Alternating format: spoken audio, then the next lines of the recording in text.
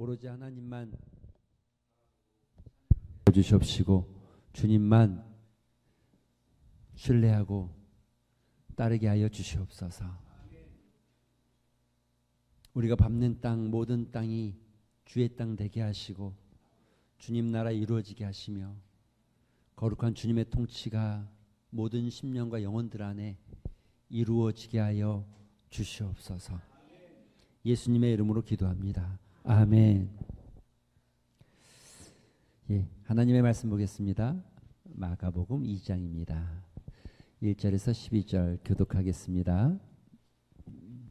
수일 후에 예수께서 다시 가버나움에 들어가시니 집에 계시다는 소문이 들린지라.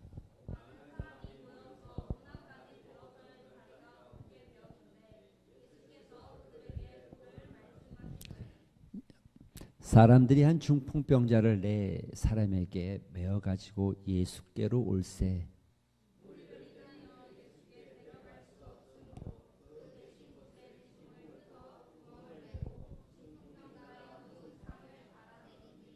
예수께서 그들의 믿음을 보시고 중풍병자에게 이르시되 작은 자야 내 죄사함을 받았느니라 하시니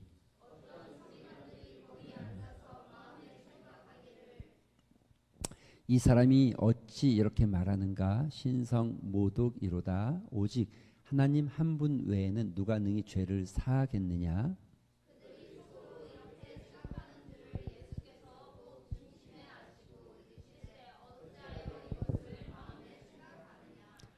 중풍병자에게 내 죄사함을 받았느니라 하는 말과 일어나 내 상을 가지고 걸어가라 하는 말 중에서 어느 것이 쉽겠느냐?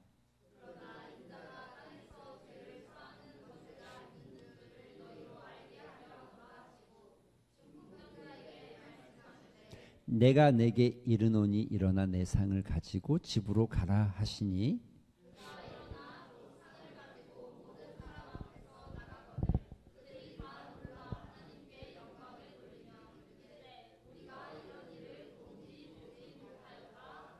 아멘.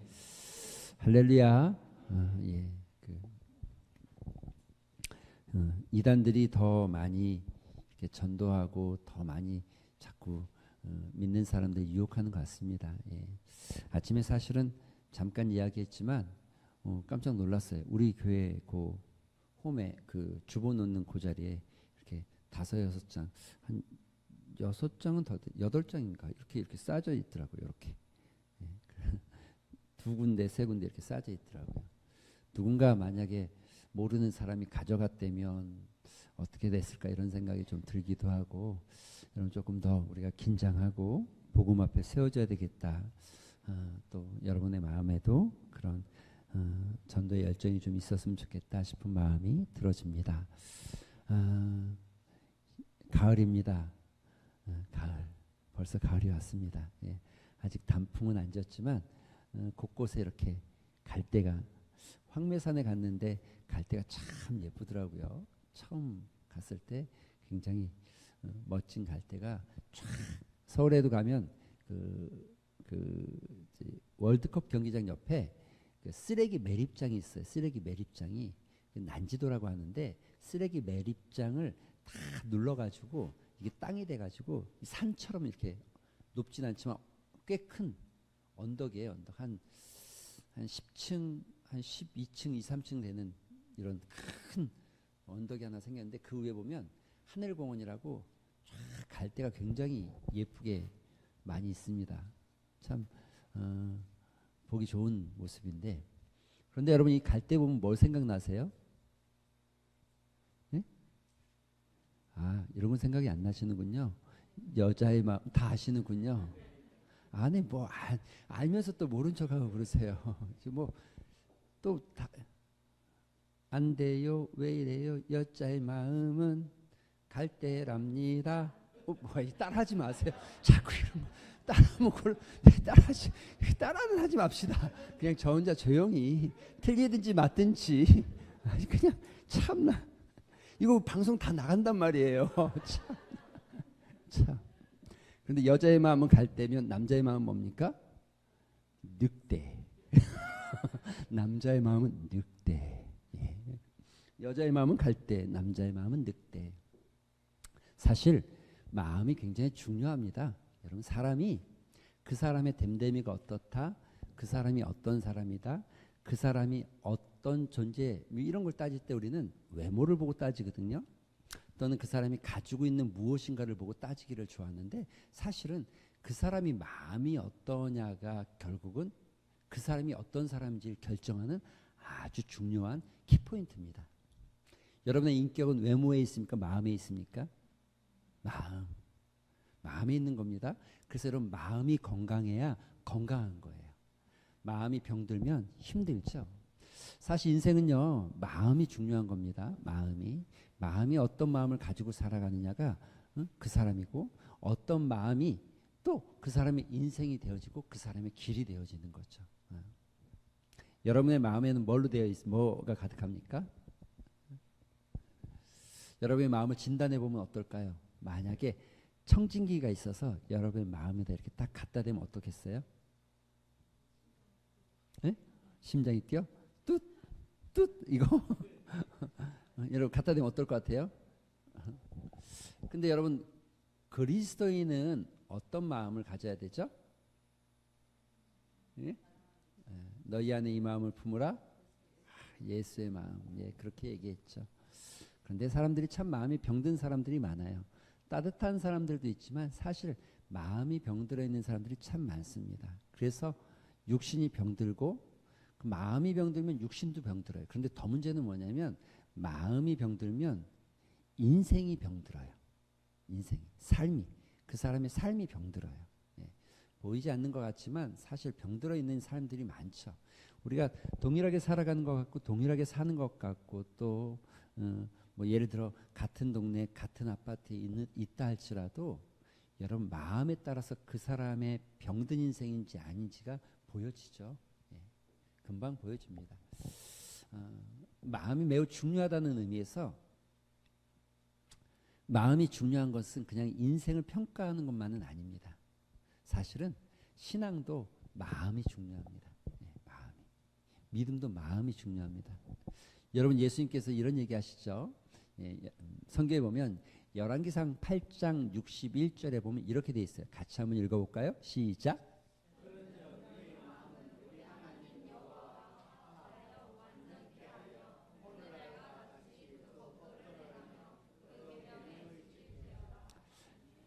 여기에 보면 너희 마음을 우리 하나님 여호와와 화합하여, 그 다음에 뭐라고 돼 있어요?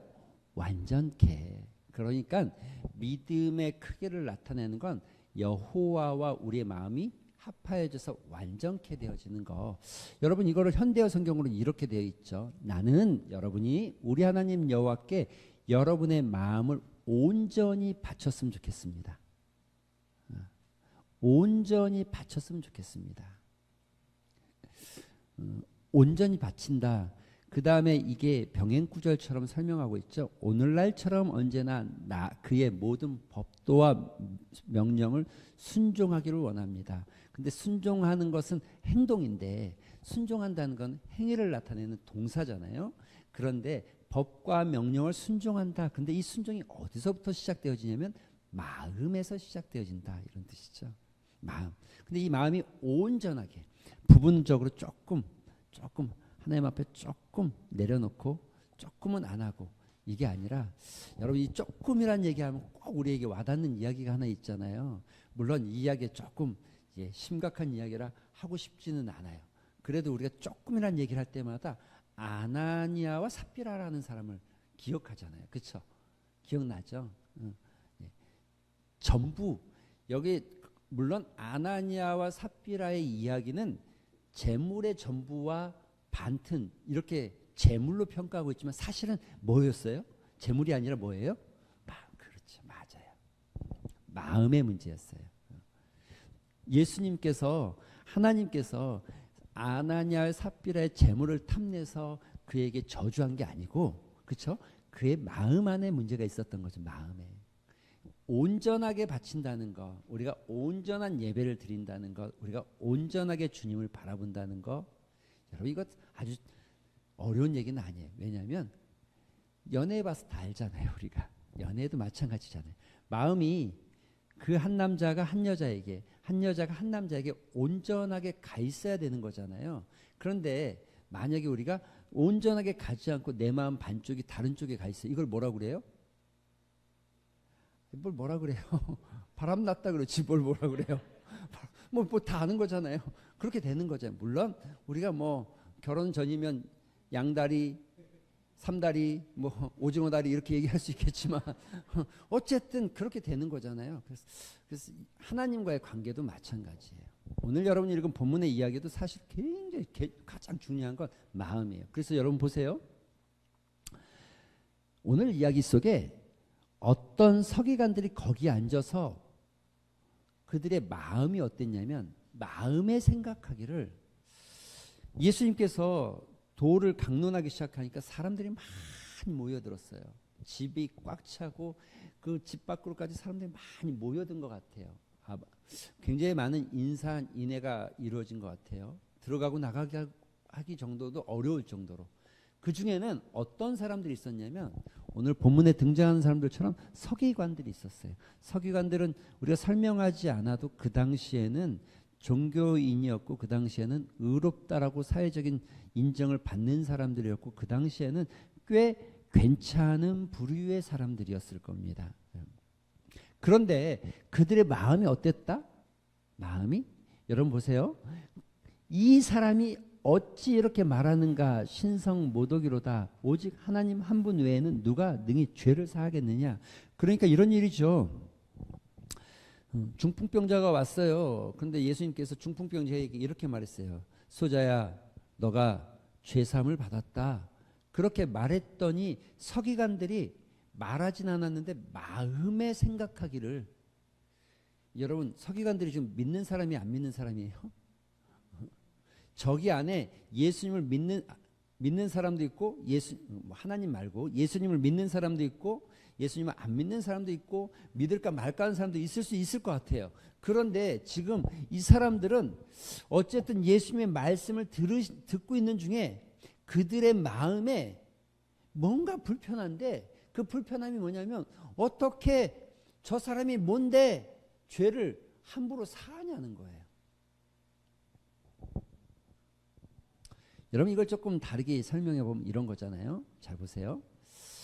우리가 이제 어떤 그 이야기를 할 때 어떤 논리를 펴갈 때 어떤 걸 말할 때 지금 예수님의 이야기는 이거잖아요. 이 사람은 자신이 죄를 용서할 수 있다고 말했다. 그렇다면 2번 오직 하나님만이 죄를 사할 수 있다. 여기까지는 서기관들도 거기 있는 사람들도 모두가 다 동일하게 생각하는 거예요. 그렇죠? 그런데 그 다음에 뭐가 된 거예요? 차이가 여기서 생겨요. 보세요. 3번. 따라서 이 사람은 신을 모독했다. 하나님을 모독하는 사람이다라고 평가한 게 누구예요? 그 마음에 그렇게 생각한 게 누구? 서기관. 근데 여러분 이걸 이렇게 생각할 수 있죠. 따라서 이 사람은 하나님과 같은 존재다. 이렇게 생각할 수 있잖아요. 그런데 그렇게 생각 안 하고 있는 거죠. 안 하고 있는 거죠. 그래서 마음이 문제예요. 마음이. 말씀을 받아들이는 것은 마음입니다. 믿음이 생겨나는 것은 마음입니다. 마음에서부터 시작이 되어지는 거죠.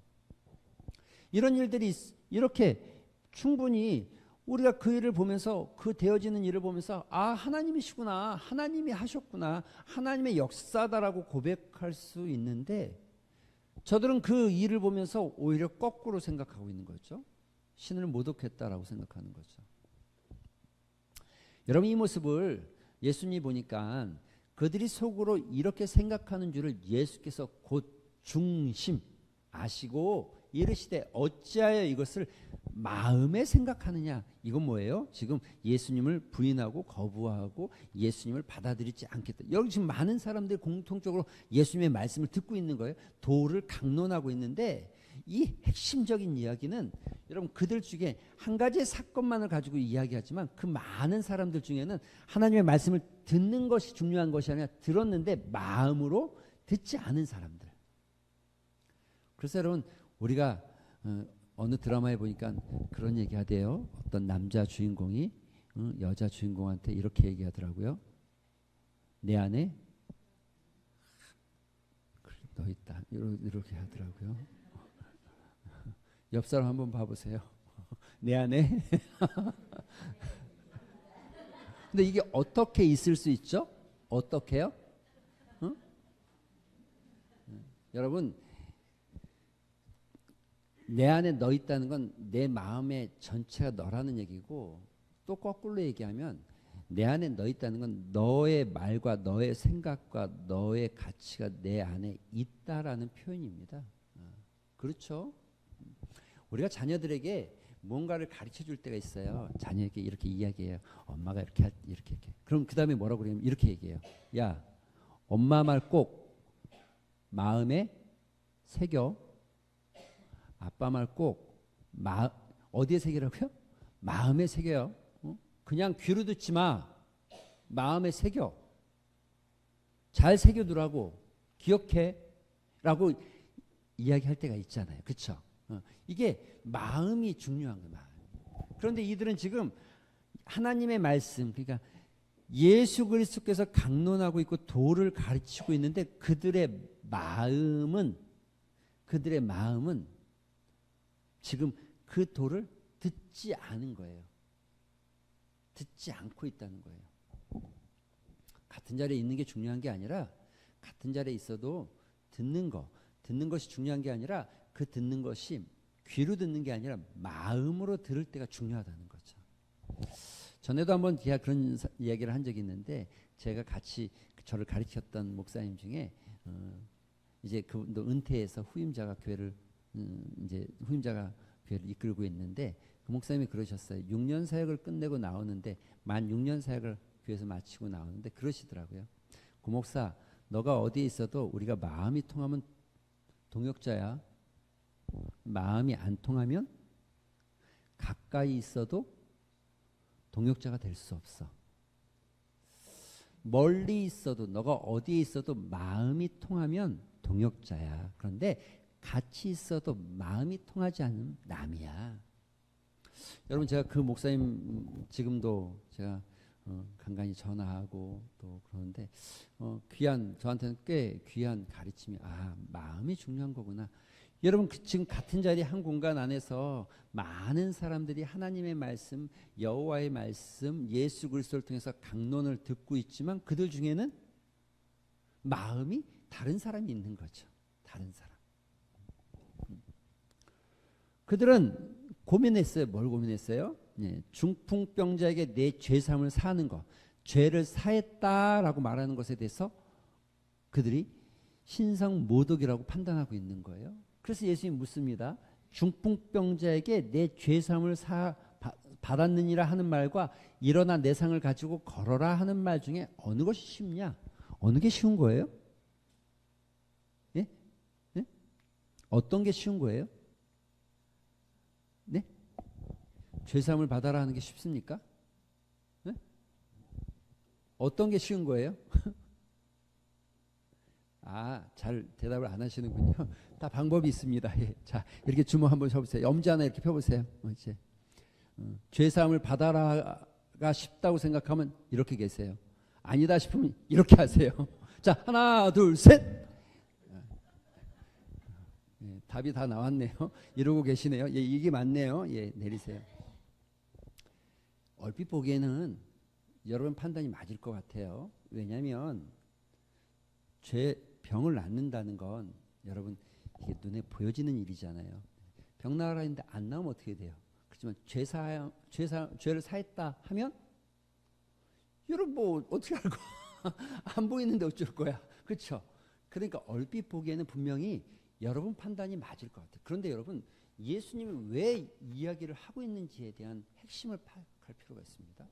여러분 이 다음 구절에 이렇게 돼 있잖아요. 보세요. 이 사람이 어찌 이렇게 말하는가? 왜 신성모독이라고 했어요? 그 사람들이? 그럼 죄사함을 왜 하면 안 돼? 누가 해야 돼요? 하나님만. 그러면 여러분 병 고치는 거하고 죄사하는 거하고 어떤 게 더 어려운 일이에요? 그러면 이제 거꾸로 해봅시다.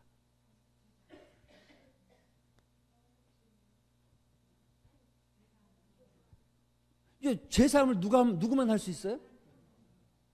그럼 병 고치는 거하고 죄사하는 거 어떤 게 더 어려운 일이야? 그렇죠.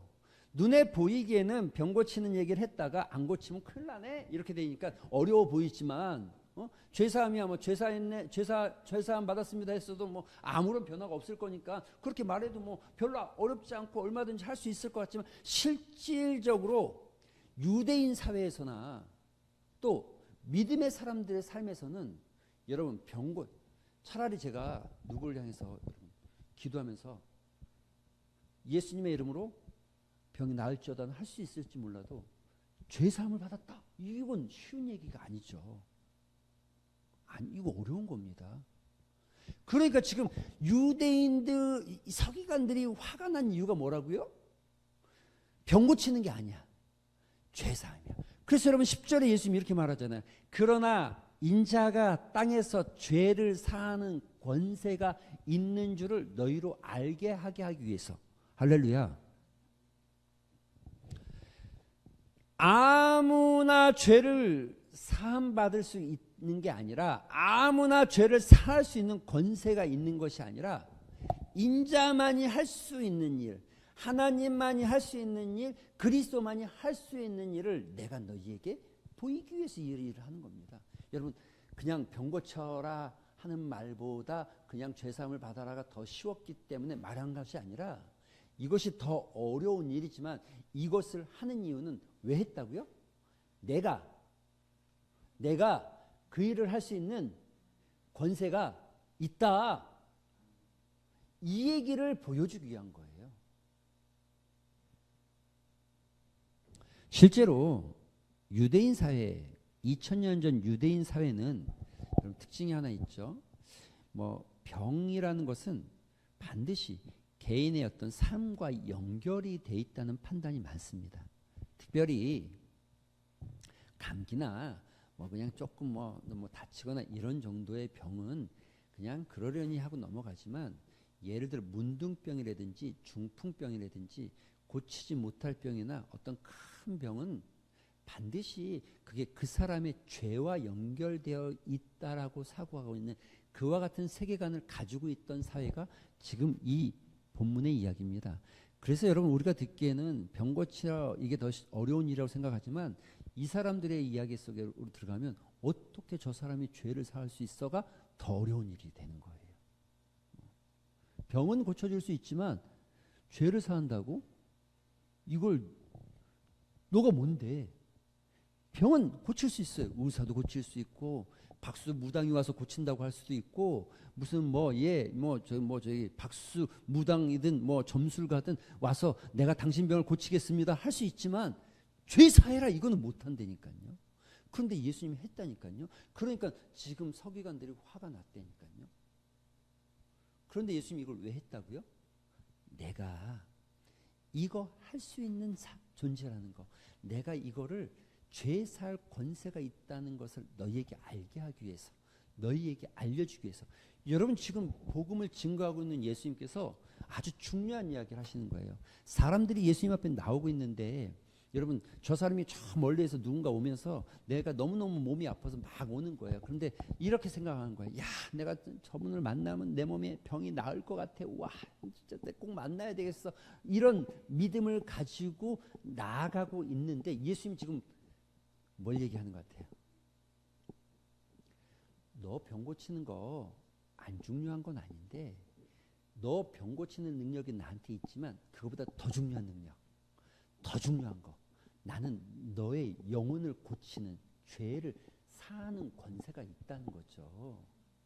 이걸 지금 예수님이 사람들에게 알려주고 있고 말하고 있고 이것을 지금 나가는 독자들에게 말하고 있는 거예요. 예수님이 누구다? 병 고치는 사람이 아니다 이거예요. 병 고치는 건 그냥 여러분 우리가 저기 마트에 가면 물건을 사면 덤으로 주는 거, 끼워 팔아 주는 것, 또 뭐 이런 거 있잖아요. 원 플러스 원 이런 거, 병 고치는 건 원 플러스 원이고 실제 예수님이 하시는 건 뭐예요? 죄를 사하는 권세가 있다는 거예요.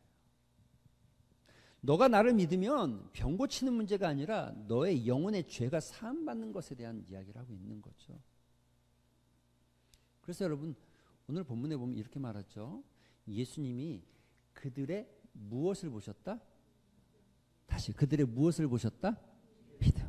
그런데 여러분 이게 정확하게 반대 대꾸법으로 믿음과 반대의 대항마처럼 이야기하고 있는 게 뭐냐면 서기관들의 마음이야. 그죠? 서기관들은 마음에 예수님을 저런 신성모독하는 사람들을 봤나. 그런데 예수님은 그들, 여기 그들은 누굽니까? 네? 아니 여기 그들. 네. 예수님께서 그들의 믿음을 보셨는데 그들은 누굽니까? 중풍병자의 친구들은 몇 명이었습니까? 이제 우리가 그렇게 생각하는 게 일반적이죠. 예. 그런데 오늘 여러분 본문에 잠깐 한번 본문으로 가볼게요. 쭉 가볼게요. 쭉 올라가 볼게요. 예. 보세요. 1절에 수일 후에 예수께서 다시 가버나움에 들어가시니 집에 계시다는 소문이 들렸다. 그래서 많은 사람이 어떻게 몇 명이요? 많은 사람이 모여서 문 앞까지 들어설 자리가 없게 되었다. 예수께서 그들에게 도를 말씀하셨다. 그랬더니 그다음 읽어볼까요? 시작. 이 사람들이 몇 명인 거예요? 그러면? 네? 몇 명이에요? 그다음 다시 한 중풍병자를 네 사람에게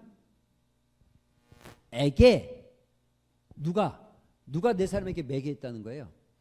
사람들이 그래. 사람들이 그렇게 했구나. 그렇죠? 그러니까 우리가 이게 착각하기 쉬운 거예요. 지금 중풍병자를 누군가 데리고 오기 시작하는 거예요. 같이 왔어요. 그들이 같이. 그러니까 네 명이 아니라 여러 사람들이 같이 막 온 거예요. 왔는데 사람이 여기 앞에 꽉 찼네. 들어갈 수가 없네. 아마 힘센 장정, 건희, 윤재, 너네 나와, 니네 넷이 들어. 그래서 네 사람에게 메고 옥상에 지붕에 이스라엘 지붕 우리나라는요 이 초가집입니다. 초가집. 왜냐면 습도가 높고 우리나라는 또 이 통풍이 잘 돼야 되기 때문에 우리나라 집은 옛날에도 이 한옥은 다 황토잖아요. 황토. 바람이 습도 조절이 잘 되고 그다음에 이렇게 지붕에 처마가 이렇게 돼 있잖아요. 위에 공간이 이렇게 떠 있잖아요. 공간이 그 공간이 이 집이 숨쉬는 숨구멍 같은 역할을 하는 공간이거든요. 이렇게 삼각 처마 보통 처마나 이렇게 돼 있는데 이스라엘 집은 이렇게 안 돼 있어요. 그냥 진짜 딱 박스 모양으로 돼 있어요. 딱 사각이에요. 그리고 사각 끝쪽에 위층으로 올라갈 수 있는 계단이 있어요. 보통은 다 있어요. 그래서 그 계단에 올라가서 마치 그 천막도 아니죠. 그냥 내 귀퉁이에다가 첨 매달아서 더운 날엔 그 위에 올라가서 이렇게 누워 있기도 하고 이런 일들을 해요. 그리고 그렇게 올라가 있는 그 집에 옥상으로 네 사람을 올려 보내서 지붕을 뜯게 하셨다는 거죠. 지금 여러분이 보고 있는 이야기는 그 얘기를 말하고 있는 겁니다. 그래서 여러분 오늘 본문에 말하고 있는 예수님께서 그들의 믿음을 보셨다. 이건 그들의 마음의 자세를 봤다는 거예요. 그 마음 안에 예수님께 나아가면 내가 낫겠다라고 생각하는 그 마음, 그 믿음. 결국 이거는 뭐냐면 너가 그 믿음을 가지고 나한테 나오면 죄 사함도 받는다는 것을 알려주고 있는 거예요. 여러분 그런데 좀 더 구체적으로 들어가 봅시다. 예수님이 보신 그들의 마음과 그들의 믿음은 무엇입니까? 중풍병자에게 이르되 작은 자여 내 죄사함을 받았느니라 하셨는데 이 믿음은 여러분 3절에 보면 이렇게 돼 있죠. 사람들이 한 중풍병자를 네 사람에게 메어가지고 올 때에 무리들 때문에 예수께 나아갈 수가 없다. 이렇게 돼 있어요. 그렇죠? 예수님이 보신 건 이거죠. 무리들 때문에 나아갈 수 없음에도 불구하고 예수님께 나아가고자 했던 마음, 이걸 보신 거죠. 맞죠? 그렇습니까? 그럼 믿음이 뭐라고요? 그러니까 여러분 믿음 안에는 반드시 이게 들어가는 거예요. 이걸 뭐라고 그러냐면 의지가 들어가는 거예요. 의지가 들어가는 거예요. 그러니까 여러분 찬양하면서 너무 뜨겁게 찬양하고 이 찬양이 있어야죠. 신앙생활하면서 찬양이 메마르면 신앙이 굉장히 드라이하고 딱딱하고 율법주의자 같이 되죠. 그렇지만 감정이 여러분의 신앙이 아니라 오늘 막 기분 좋아지는 듯한 것이 믿음이 아니에요. 믿음에 뭐가 들어가야 돼요? 반드시 의지. 의지를 갖게 하기 위한 가장 첫 번째 말이 뭐냐면 그걸 우리는 고백이라고 하는 거예요.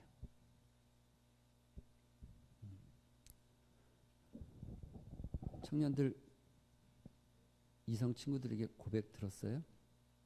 아직? 들을 거? 안 들어?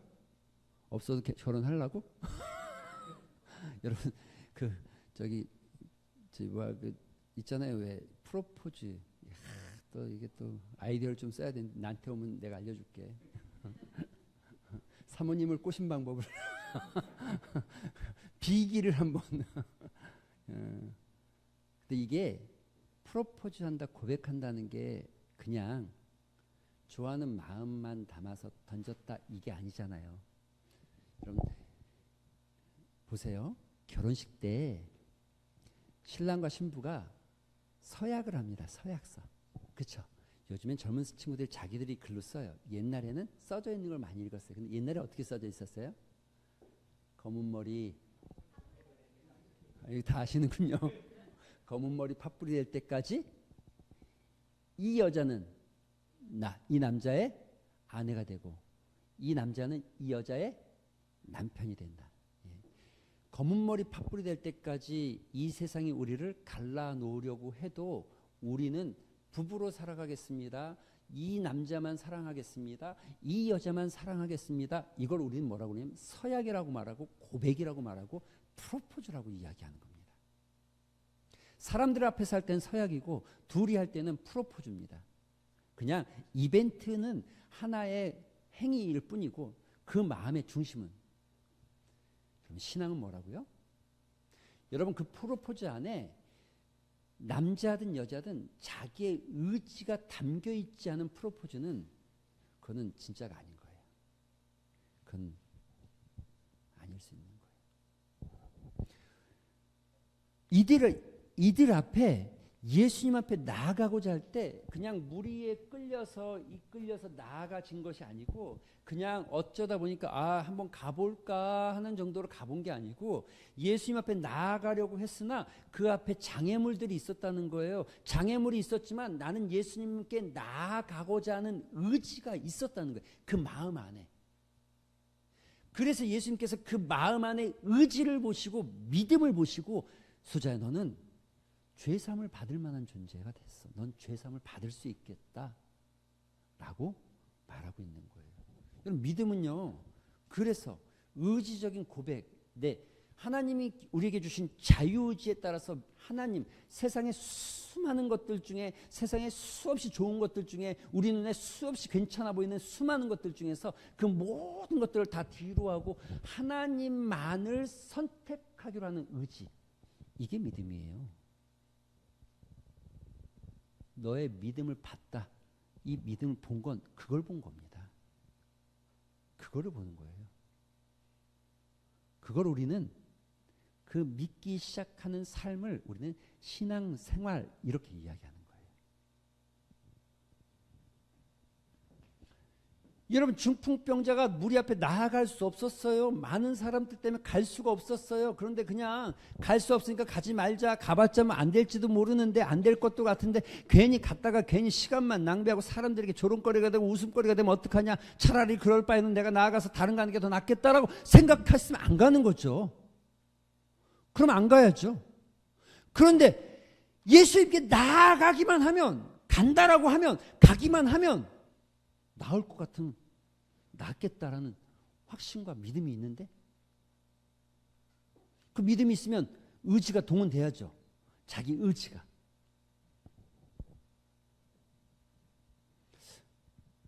저는 우리 사랑하는 성도들이 믿는다라고 고백할 때 내 의지가 담겨 있지 않은 타인에 의한 억지로 되어지는 고백이 아니라 진짜 자기의 의지를 담아. 그런데 여러분 저 안에 지금 이 장애가 있잖아요. 어떤 장애물이 있잖아요. 인생에 장애물이 없을 수 있습니까? 여러분 살면서 어떤 일을 하든 누구를 만나든 무엇을 하든 그렇게 그냥 가만히 누워 있는데 되어지고 가만히 있는데 다 풀려지고 가만히 있는데 해결되어진 경우가 있습니까? 여러분 우리가 어떤 일도 장애가 없이 문제가 없는 것은 하나도 있을 수 없습니다. 인간 관계든 직장 생활에서 돈을 벌든 내 건강의 문제든 무엇이든 반드시 장애가 있어요. 성공하는 사람과 실패하는 사람의 차이는 장애가 있고 없고의 차이가 아니라 그 장애를 어떻게 뛰어넘느냐의 차이가 있을 뿐이에요. 신앙도 마찬가지입니다. 여러분 정말 하나님의 역사를 경험하거나 하나님께서 오늘 중풍병자에게 보여주신 죄사함의 역사와 이 회복의 역사를 경험하기를 원한다면 장애 앞에 물러서면 안 되는 거예요. 물러서면 안 되는 거예요. 생각해 보세요. 그때 그 남자 잡았어야죠. 근데 뭔가 장애가 있어서 놓쳤잖아요. 내가 이 남자를 만나고 싶지만 뭐 때문에. 근데 후회스러울 때 있잖아요. 내가 그때 그 회사 갔어야 되잖아요. 가야 되는데 그래서 가고 싶었는데 성적이 좀 안 됐든지 뭐 실력이 안 됐잖아요. 근데 내가 좀만 더 노력하면 할 수 있었는데 내가 못해서 아쉬움이 남잖아요. 그때 그 장애 때문에 내가 포기한 것들이 있잖아요. 그때 그것 때문에 내가 놓친 것들이 있잖아요.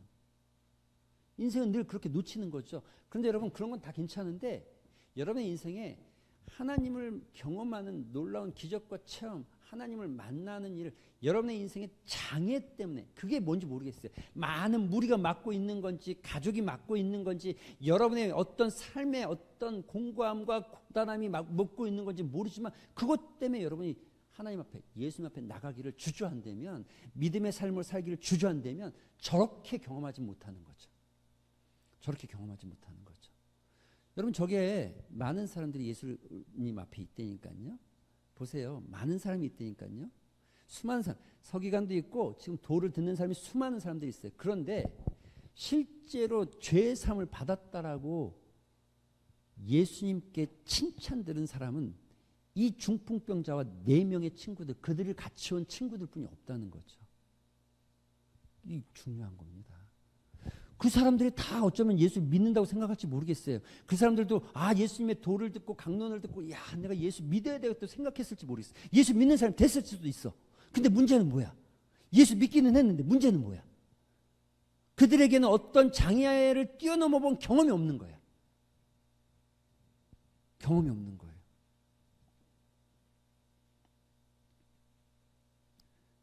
능력은, 힘은, 신앙의 파워는 장애를 뛰어넘어 볼 때 생깁니다.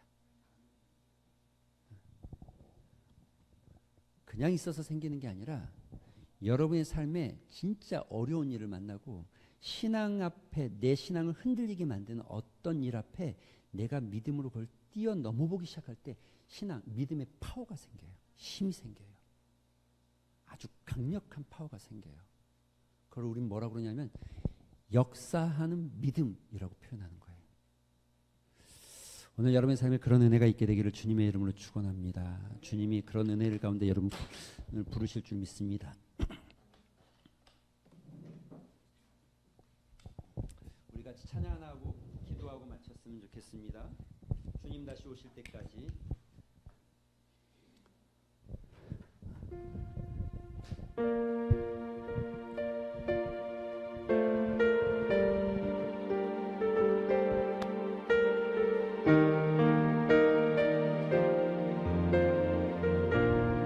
주님 다시 오실 때까지요.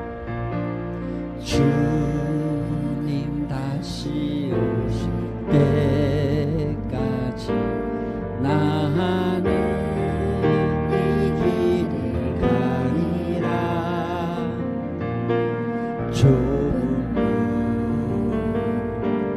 좁은 길 나의 십자가 지고 나의 가는 이 길 끝에서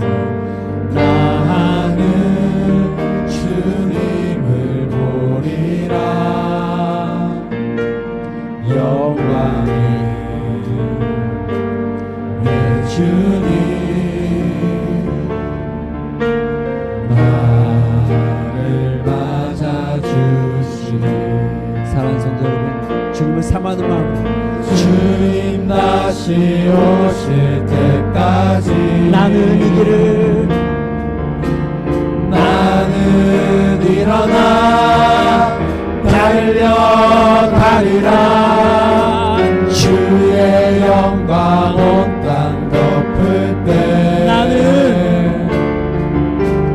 나는 일어나 노래하리 아멘 할렐루야 내 사모하는 주님 온 세상 구주시라 내 사모하는 주님 영광의 왕이시라 주님 다시 오실 때까지 주님 다시 오실 때까지 나는 일어나 달려가리라 주의 영광 온 땅 덮을 때 아멘 아멘 나는 일어나 노래하리 내 사모하는 주님 온 세상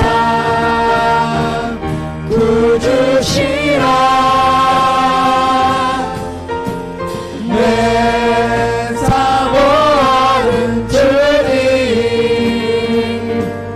영광의 왕이 한번 다시 합시다 내 사모하는 주님 내 사모하는 주님 온 세상 구주시라 내 사모하는 주님 영광의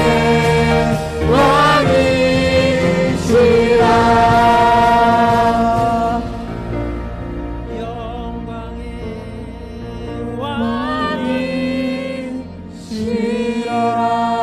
왕이시라 사랑하는 성도 여러분, 이 시간 손을 모으고 한번 기도했으면 좋겠습니다. 여러분, 우리의 믿음이 그저 떨어지는 감을 기다리듯 수동적이고 또 소극적이고 또 주저앉아 있는 듯한 모습이 아니라 여러분 적극적이고 여러분의 의지가 담겨있는 많은 무리가 우리의 앞길을 가로막고 있다고 할지라도 과감하게 그들을 뚫고 그 위에 내가 지붕을 뜯고라도 내리면 반드시 주님께서 나에게 축복하실 것이고 반드시 주님께서 나에게 회복시켜 주실 것이고 반드시 주님께서 나에게 은혜를 주실 것이라는 믿음의 확신을 가지고 이 시간 기도하셨으면 좋겠습니다. 하나님, 내가 믿음의 의지를 담아서 주님께 나아가게 하여 주시옵소서. 장애를 뛰어넘는 믿음이 되게 하여 주시옵소서. 이런 믿음의 고백을 담아서 우리 한번 말씀을 생각하면서 기도하는 시간 같습니다. 기도하겠습니다. 아버지 하나님 감사합니다. 아버지 하나님 감사합니다. 주께서 우리를 오늘도 불러주셔서 아버지 기도의 자리에 서하시고 말씀의 자리에 서하시고 중풍병자들이 아버지 그들이 아버지 지붕 위로 올라가는 나에게 허락하여 주시옵소서. 아버지 주저앉지 않소서. 아버지 하나님 주저앉지 아버지 하나님 기다리고 있습니다. 아버지 하나님 우리 아버지 하나님 나가게 하여 주시옵시고 적극적으로 이끌어 주시옵시고 아버지 이끌어 만들어 주시옵소서.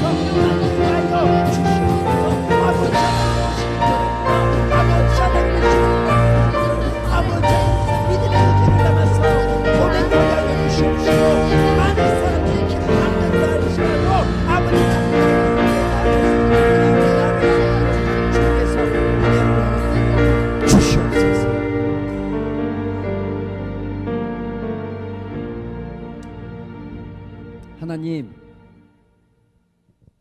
떨어지는 감을 기다리며 앉아 있는 소극적 믿음이 아니라 내 의지를 담아서 나를 가로막고 있는 수많은 사람들을 해치고 지붕을 뜯고서라도 주님을 만나야겠다라는 믿음의 의지가 우리 가운데 있게 하여 주시옵소서. 용기 없어 주저앉아 있는 인생이 아니라 주님 앞에 나아감으로 인하여서 역사를 체험하게 하여 주시옵시고 기적을 체험하게 하여 주시옵시고 축복을 누리게 하여 주시옵시고 회복의 은혜를 경험하는 역사가 있게 하여 주시옵소서. 감사드리며 예수님의 이름으로 기도합니다. 아멘. 우리 구주 예수 그리스도의 은혜와 하나님의 넓은 사랑과 성령님의 감동 교통하심이 우리의 삶의 자리에서 내 믿음의 고백을 담아 그 의지를 따라 우리를 막고 있는 사단의 어떤 권모 술수 앞에도 넘어지지 않고 당당하게 주님 앞에 나가기를 소망하고 고백하는 사랑하는 성도들과 예배드린 모든 사람과 새벽 이슬 같은 청년들과 그들의 삶 가운데 이제로부터 영원토록 함께 있을지어다. 아멘.